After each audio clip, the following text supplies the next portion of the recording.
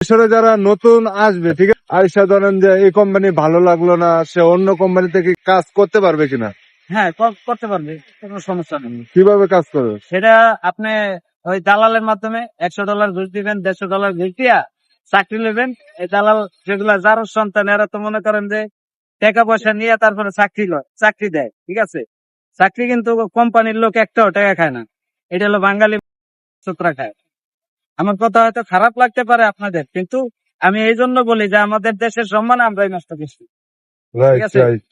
দালাল যারা, তারা কিন্তু টাকা নিয়ে তারপরে চাকরি দেয়। এই দেশের লোক একটা টাকাও নেয় না চাকরি দেওয়ার জন্য, বরঞ্চ আরো খাবার টাকা বাঙালিদেরকে অনেক লাইক করে, বাঙালিদের কাজের প্রতি অনেক লাইক করে, ভালোবাসে ওরা, ঠিক আছে। আর ওদের উপস্থিতিটারে অনেক পছন্দ করে, ঠিক আছে। ওরা সহজে অ্যাবসেন্ট করে না।